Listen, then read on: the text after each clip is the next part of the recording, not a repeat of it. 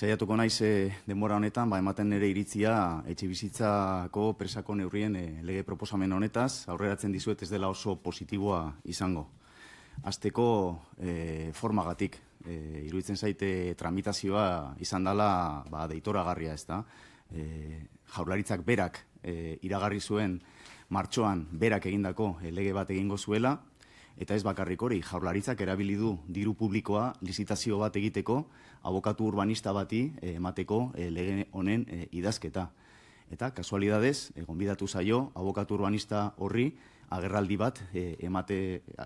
batean iritzia ematera berak egindako lege horren inguruan, irutzen zait, hau pixkat salagarria dela, ezta? Ze hemen hau tramitatu da lege proposamen gisa, zertarako saiesteko perceptiboak diren txostenak. Gustatuko litzaidake lurralde antolamenduko batzordearen iritzia lege proposamen honen inguruan, zeinetan murrizten den babes publikoko erreserben 120%. Baita ere, etoragarria da urgentziaz tramitatu izan da nire ustez, sailburuak esan du urtebeteko borroka betetzen duela. Eta gia da, berak urtebete darama. Baina, bere aurretik beste 8 urte egon da alderdi politiko berdina PSE etxebizitzaren eskumenarekin, eta 2006ko lurzoru legetik beste 4 urte gehiago izan dute etxebizitza ardura. Nire ustez, egoera urgentziakoa da, baina urgentziakoa zen aspaldi.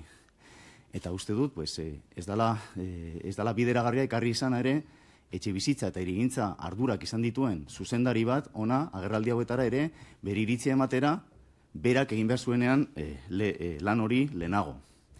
Lege hau ere, ez zait iruditzen proportzionala. Ez da proportzionala, baina ez nik esaten dudalako. Jaurlaritzak berak, sailburuak, onartu du publikoki, ez daudela arazoak ez Araban, ez Bizkaian eta ez Gipuzkoan. Esan du, arazoak egon direla Bilbon eta Donostian zentratuta. Beraz, lege honek ez du betetzen edozein legek bete behar duen proportzionalitate minimoa. Esaten da, eraikitzaileek eta sustatzaileek dirua ezin dutela galdu behar. Nik uste hemen gauden guztiok berdina horrekin ados gaudela. Kontua da hemen ez dala esaten zenbat den hori. Ez da esaten sustatzaileek zenbat irabazten duten, zenbat irabazi nahi duten eta zenbat irabazi utzi nahi zaien. Ez da esaten etxebizitzaren azken presioan ze aldagai dauden eta hoiek nola ikutu daitezkeen, ez da? Ze aldagai batzuk daude nahiko aldakorrak, esate baterako lurzoruaren presioa. Lurzoruaren presioak sekulako eragina dauka etxebizitzaren azken presioan, eta lege honek ez du ezer egiten hori aldatzeko. Sustatzaileen irabaziak ere nahiko aldakorrak dira. Eta haundiak izaten dira edo haundiagoak etxebizitzaren azken presioa haundiagoa denean. Noiz egiten da lege hau? Justo etxebizitzaren presioak puntu gorenean daudenean. Hor, murriztu nahi da, babes publikoko etxeen kopurua, justo sustatzaileek diru gehien irabaziko duten unean, ez da ulertzen. Batzuk esaten dute, eta legeak zeharka, eraikuntza kostoak igo dira asko. Zenbat, ze ez da esaten ez da ere. Goazen ikustera, ministerioak dio etxebizitzaren eraikuntza kostoak igo direla 17%, azken 5 urteetan. Bueno, bada kopuru altua. Karo, hemen ez da esaten eta inork ez du esaten, Jaurlaritzak jada egin zuela zerbait duela 3 urte, duela 3 uda hori konpontzeko. Babes publikoko etxebizitzak 14% garestiagoak dira 2022ko udatik. Alegia ja eginda zerbait sustatzaile gajoek hainbeste diru ez galtzeko. Baina hemen gurpilari beste buelta ematen zaio erreserbak txikituz eta beste buelta bat ematen zaio eraikigarritasunean 10%ko bonus bat ematen. Nire ustez ari zarete erosten neoliberalismoaren mantra handiena, baino bersio inmobiliarioan. Laferren kurba famatua, Reaganen aholkulari batek asmatu zuena, zeinetan esaten zen, naiz eta zergak jetxi lortu dezakegu momentu bat non errekaudazioa igotzen den, badirudi zuen teoria dela, babes publikoko etxeen kopura jetxiko dugu, baina ere babes publikoko etxe gehiago lortuko ditugu. Ekonomian ja, frogatuta dago hori gezurra dela, eta alor inmobiliarioan ere frogatuko da gezurra dela. Egin behar dena da, gaur egun dauzkagun erreserba onak, ze Madrilera goazenan hitzaldiak ematera, paparra ateratzen dugu euskal ereduaz, horiek aplikatu arazi. Ze hemen, ez da hitz egiten gelaren erdian dagoen elefante az. Deitzen dena espekulazioa. Lehen aipatu duan abokatu urbanista etorri denean agerraldi hauetara, frogatzeko sustatzaileek dirua galtzen dutela, asmatu zuen adibide bat, esanez, karga urbanistikoak 28 milioi eurokoak zirela, eta ez dakit zer. Ekarriko dizuet beste adibideat, erreala, Gasteizkoa, 17. sektorea, 300 etxebizitza daude planifikatuta, 2000 urtetik eta oraindik ez dira urbanizatzen. Esango diazue lege honen espirituari jarraikiz, eske babes publikoko kopuruen erreserba handiegia da. Hemen kasu honetan 0 da. 0 babes publikoko etxebizitza egin behar dituz, eta hala ere, ez dute urbanizatzen hasi zergatik. Ari direlako espekulatzen.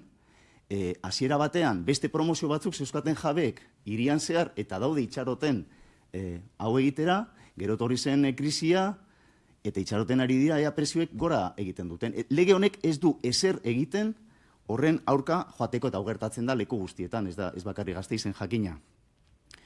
Aztertu ditzagun 75.000 etxebizitza horiek babes publikokoak legearen zioak esaten duena planifikatuta daudela eta eraiki gabe. Hombre, sailburuak esaten badu arazoak daudela Bilbon eta Donostin, guazen Bilbo eta Donosti ikustera.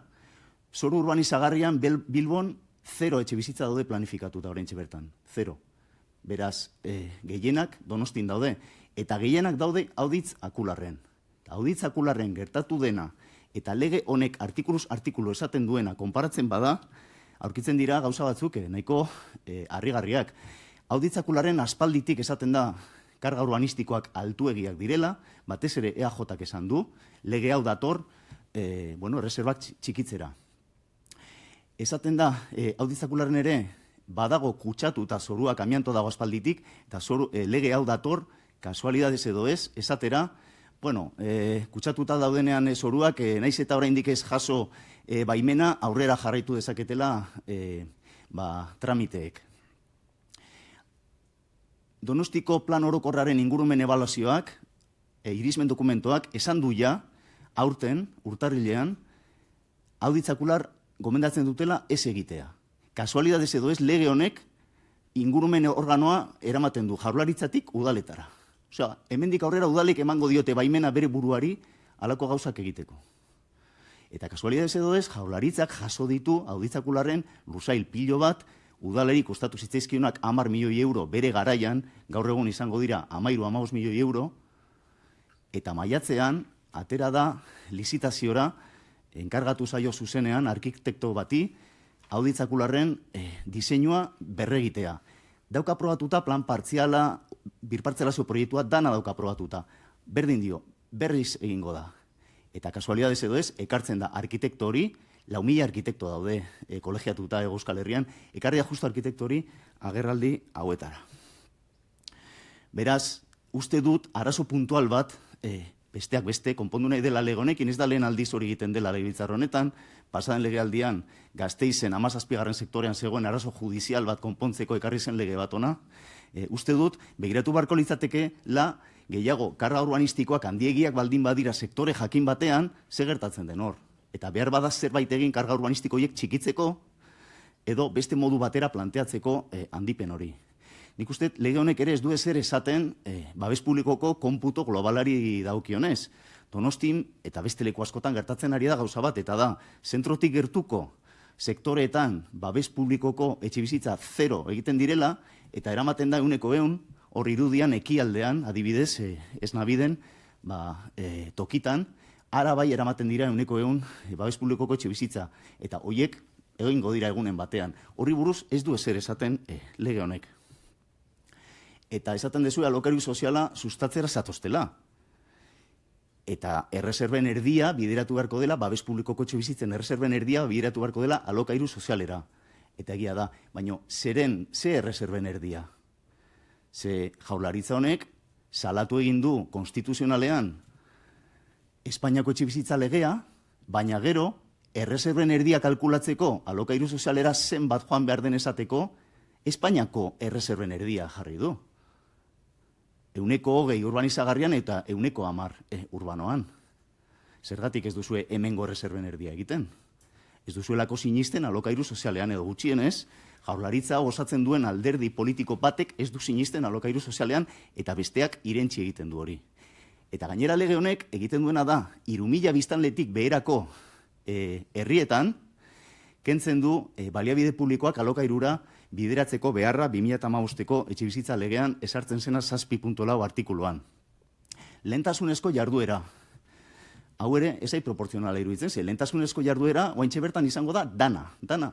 Etxebizitzaren bat egiten bada, aktuazioaren batean, babes publikokoak badaude esaten du legeak, baina guztietan egon beharko litzateke, dana da lehentasunezko jarduera, eta beraz proposatzen ari zaretena da, EAEko etxebizitza kuantifikazioa handitzea 110. Zuzenean. Ikusi dezue zenbatera ikiden azken 10 urteetan, EAEn, pues parkearen 105. Zuek planteatzen duzu bapatean 110 igotzea. Ez dago inolaz ere justifikatuta nire ustez. Eta gainera, esan zaigu, kontuz, urbanizagarrian ematen den 110koa bonus hori, babes publiko etxeak egitera doa, beraz ez dago hain gaizki, ja. Eta hiri lurzoruan, zergatik ez duzu berdina jarri? Teorian, lege honek ezarri beharko luke hori ere, eta ez da esaten ezer.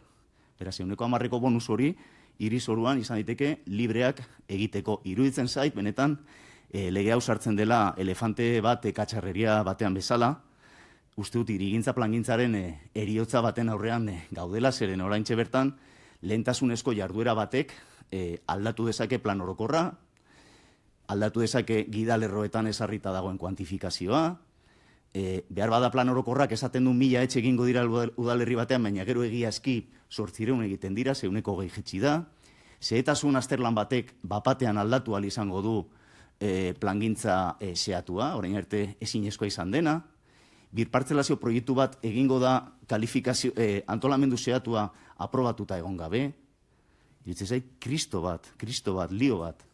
Dena askartzeko, orain arte, lehenago eginda irigintza plangintza eta gero irigintza kudeak eta alegia lehenengo diseinatu egiten da nolabait eta gero eskubideak eta bete beharrak nola banatzen diren egiten da, ez da, behin ja diseinua aprobatuta egon ondoren, eta orain dana aldi berean egiterakoan, gertatuko dena izango da, kudeaketari emango zaiola garrantzi guztia irigintza egiterakoan. Eta orain bai, lehen ja esaten bazen txantxetan Excel batekin egiten zela irigintza, hemendik aurrera Excelgintza egingo da, alegia kuadroa, ondo kuadratzea, taula bat ondo kuadratzea izango da garrantzitsuena gure auzoetan, lege honen pean egiten diren auzoetan. Urbanizazio obrak bukatu gabeko lizentziak, isiltasun positiboak, zaurgarriak prestazioetatik kanpo utzi nahi dituzue, ikustet nahiko zalantzak dauzkazula zuek ere, ze lege honek badakar eskusatio non petita bat nahiko bitxia, esanez, hemendik 3 urtetara berrikusi daitekela legea, lege guztiak berrikusi daitezke hemendik 3 urtetara, ez da, baina ja hori etortzea testuan, ari zarete ja manifestatzen, akusatzen, ez zaudetela oso ziur egiten ari zaretenaz, nik uste, benetan Pandoraren kutxa bat irekitzen ari dela lege honekin, eta ez dakigu zer demonio aterako den.